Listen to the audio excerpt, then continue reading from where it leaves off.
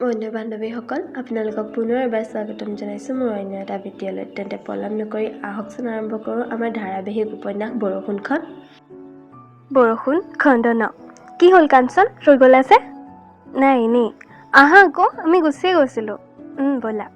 নামি আহিল কাঞ্চনহঁত, যাবলৈ ওলাইছে। কাইলৈৰ পৰা 5 দিন মহাবিদ্যালয় বন্ধ, পৰীক্ষালৈকে। এইকেইদিন ৰুমতে থাকি পঢ়িব পাৰিব। আজি খোজকাঢ়ি যোৱাৰ ইচ্ছা কাঞ্চনৰ নাছিল। মহাবিদ্যালয়ৰ ৰেলিঙৰ কাষতে সিহঁত ৰ'ল, দুয়োবাৰে ল'ৰা ছোৱালী। কোনোবাই যদি ফোনত কাৰোবাৰ লগত কথা পাতি আছে, আকৌ কোনোবাই ৰেলিঙৰ ওপৰতে বহি আড্ডা মাৰি আছে। কাঞ্চন, মায়া, দীক্ষিতা আৰু মেঘালী অলপ সময় তাতে ৰৈ থাকিল। অলপ সময় থকাৰ পাছত সিহঁত ছাত্ৰী নিবাসৰ পিনে আহিবলৈ ধৰিলে। পৰীক্ষালৈ মাজত মাথো এটা সপ্তাহ। ৰুম পালেহি সিহঁত। এইকেইদিন ক'লৈকো ওলাই নাযায়। ছিনিয়ৰ বাইকেইজনীকো কাঞ্চনহঁতে এইকেইদিন দেখা নাই, লগো পোৱা নাই। হয়তো তেওঁলোক পঢ়াবোৰক লৈ অত্যাধিক ব্যস্ত। ভয় লাগিছে কাঞ্চনহঁতৰ। মহাবিদ্যালয় জীৱনৰ প্ৰথমটো পৰীক্ষা।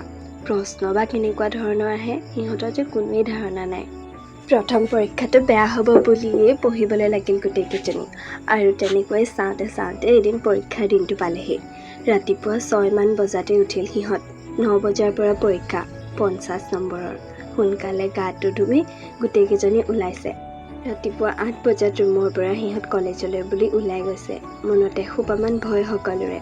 এৰা, পৰীক্ষাৰ সময়ত যেন কেম্পাছটো অলপ বেলেগ দেখি। আজি বৃন্দাবনৰ চিন্তা কাঞ্চনহঁতৰ নাই।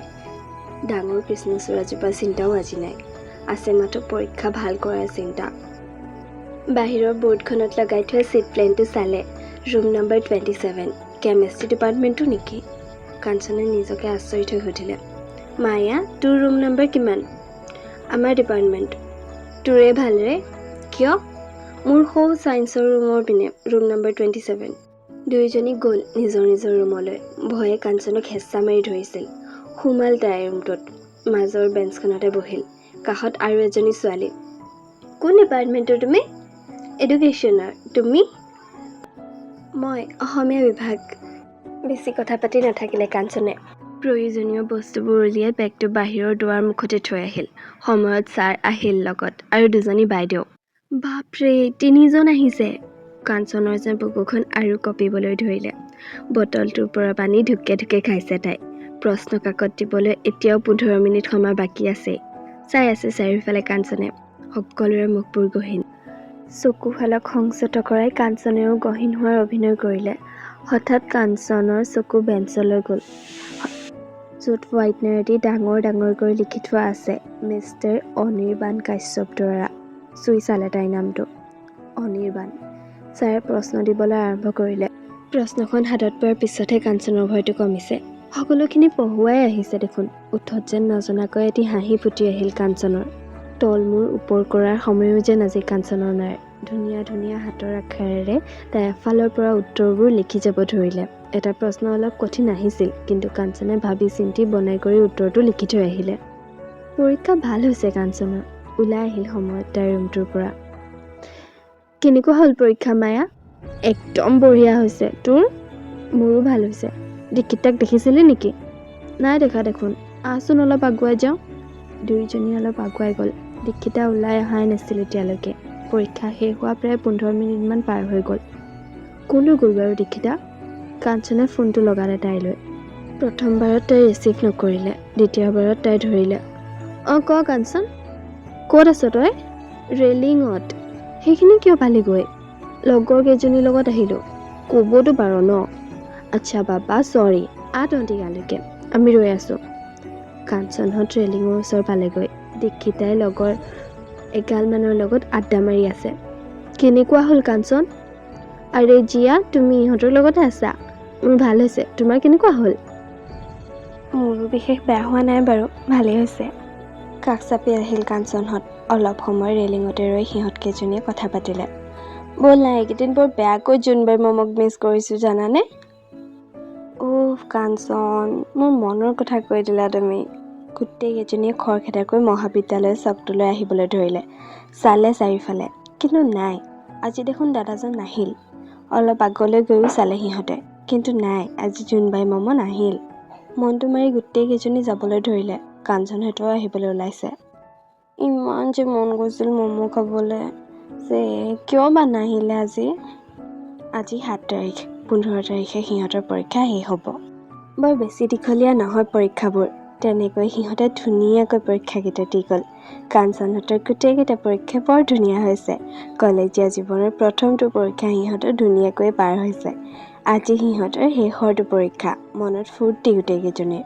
ইয়াৰ পাছতেই কলেজ উইক আৰম্ভ হোৱাৰ কথা। এতিয়ালৈকে পিছে ডেট ঠিক হোৱা নাই। আহিল সিহঁত ৰুমলৈ। সেই একে ঠাই বেঞ্চখনত বহি তাই সদায় বেঞ্চখনত লিখা সেই নামটোলৈ চকু গৈ থাকে। দীঘল নখকেইটাৰে চিকুটি তাইৰ নামটো এৰুৱাই পেলালে এইবাৰ। সময়ত পৰীক্ষা শেষ হ'ল সিহঁতৰ। একে জাপে ৰুমৰ পৰা ওলাই আহিল কাঞ্চন। বহুদিন বৃন্দাবনত বহা নাই তাই। চিধাই ওলাই আহি হালধীয়া বাঁহ কেইজোপাৰ ওচৰতে থকা ঠাইখনতে বহিল আজি সিহঁত। সন্মুখত ইনডোৰ ষ্টেডিয়ামটো। পৰীক্ষা শেষ যিহেতু অলপ দেৰিকৈ সিহঁত আজি ৰুমলৈ যাব। বহু দেৰিলৈকে আজি যেন ল'ৰা ছোৱালীবোৰৰ ভিৰ কমাই নাই। এইবাৰ সিহঁত কেণ্টিনখনলৈ আহিল। বাপৰে হাউচফুল দেখোন। যেনে তেনে বহিবলৈ সিহঁতৰ বাবে ক'ৰবাত ঠাই এখন পালে। মায়ে গোটেইকেইজনীৰ বাবে কফি লৈ আহিলে। কেণ্টিনৰ এই আমেজ কলেজীয়া জীৱনত বহুত বেছি। লগত আপোন মানুহবোৰ থাকিলে যে ক'বই নালাগে, ইমানেই ভাল লাগে।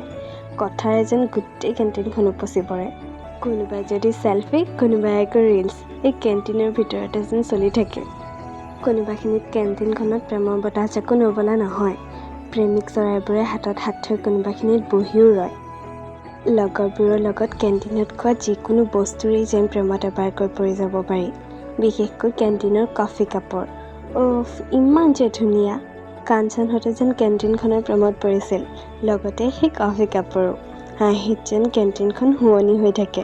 কেতিয়াবা এই কেণ্টিনখনত কাৰোবাৰ মৰমবোৰেও থিতাপিলে। ভালপোৱাৰ সপোন ৰচে। কেণ্টিনখনৰ ভিতৰলৈ সোমাই আহিলেই যেন কাঞ্চনৰ বুকুত প্ৰেমৰ বতাহ বলে। ওলাই যাবলৈ যেন মনে নকৰে কোনেও। দীক্ষিতা, মায়া, জিয়া আৰু কাঞ্চনে বহু সময় তাতে আড্ডা মাৰিলে। আড্ডা মাৰি থাকোঁতেই দেখা পালে 6-7টা ল'ৰা জোৰত কেণ্টিনখনৰ ভিতৰলৈ সোমাই আহিছে। ছিনিয়ৰ যেনেই লাগিল দেখাত। এটা ল'ৰাৰ হাতত এখন গিটাৰ। আহি বহি ল'লে। চালা আজি অনিৰ্বাণটো কেলে ইমান সোনকালে যাবকে লাগে বাৰু? গিটাৰ লৈ থকা ল'ৰাটোৱে খঙে কৈ উঠিল। হয় বে, এক্সাম শেষ হৈছেহে, থাকিব লাগে। আকৌ ঘৰত গ'ল। বাৰু বাদ দে, কিবা জৰুৰী কাম আছে চাগৈ। যা তহঁতে গা। কাঞ্চনহঁতে সিহঁতৰ গান শুনিবলৈ ধৰিলে। অনিৰ্বাণে গানো গায়। কাঞ্চন আচৰিত হৈ মনত ভাবিল। গোটেইকেইজনীয়ে সিহঁতৰ গানৰ আমেজ ল'বলৈ ধৰিলে। সঁচাকৈ কোনো কম নহয়। সকলোৱে দেখোন বহুত ধুনীয়া গায়। সকলো যেন পাৰ্গত সকলো ক্ষেত্ৰত। প্ৰতিভাৰে ভৰি আছে গোটেই মহাবিদ্যালয়ৰ চৌপাশ। কিয় বাৰু মই অনিৰ্বাণক আজিলৈকে দেখা পোৱা নাই? কোন বাৰু অনিৰ্বাণ? বৰষুণৰ এইটো খণ্ড ইমানতে সামৰণি পৰিল। যদিহে আপোনালোকে বৰষুণৰ আহিব লগা খণ্ডবোৰ শুনিবলৈ বিচাৰে, তেনেহ'লে মোৰ চেনেলটো ছাবস্ক্ৰাইব কৰি ৰাখিব আৰু কমেণ্ট এটা কৰি কেনেকুৱা পালে জনাবলৈ নাপাহৰিব। ধন্যবাদ। আজিলৈ আহিছোঁ দেই।